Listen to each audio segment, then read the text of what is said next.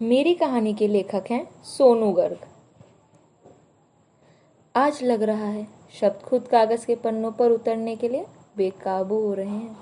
जानते हैं क्यों? आइए मैं बताती हूँ। जैसे ही लेखनी उठाई, आंखें डबडबा गई, नम हो गई, हाथ कपकपाने लगे, चेहरा सुर्ख लाल सा होता गया। ये देखिए, मैंने इस कहानी का शीर्षक लिखा, वो मेरा अपना सा। परंतु यही तो जीवन का सबसे बड़ा प्रश्न है, क्या वो मेरा अपना सा है भी या नहीं? इसी उलझन में हूं मैं आज। मैं जानती हूं भली भांति वो मेरा नहीं है, तो अपना सा कैसे हो गया? खैर, मेरी उलझन में मत उलझिए साहब। हमें तो आदत है यूं आंखों में नमी लेकर मुस्कुराने की। आज बड़े दिन बाद उससे फिर बात हुई।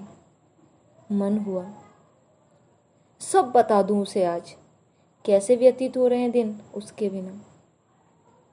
फिर अचानक लगा जैसे भीतर से सहसा कुछ आवाज आई हो।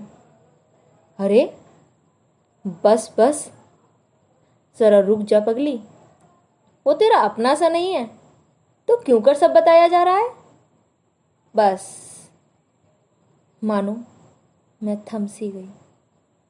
वो कहता गया और मैं निशब्द होकर बस चुपचाप यूं सुनती रही, मानो किसी फूल के कांटे हाथों में चुपचाप धंसते चले गए हों और मैं मूक सी सुनती रही उसकी सब बातें। ऐसा लग रहा था ये फोन कॉल खत्म ना हो, आज यूं ही सुनती रहूं सब निस्तब्ध।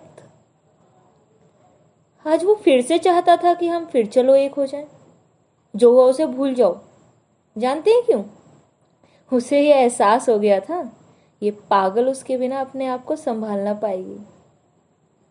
परंतु मेरे लिए असमंजस की सी स्थिति थी। यही सब तो मैं भी चाहती थी। वो और मैं साथ हूं।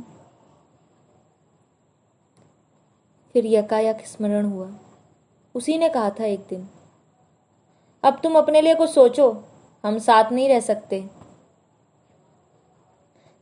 ये याद आते ही वो सब मेरे विचारों में कौंध गया जो सब हमारे बीच बीत चुका था। तभी भीतर से आवाज आई, नहीं, अब नहीं, बस बहुत हुआ। वो हर वक्त अपनी मर्जी नहीं चला सकता। और मैंने ना चाहते हुए भी उसे साफ साफ शब्दों में मना कर दिया। आंखें नम हो गईं, गला रुआसा हो गया, पर उस तक अपने भीतर के एहसासों को पहुंचने ना दिया।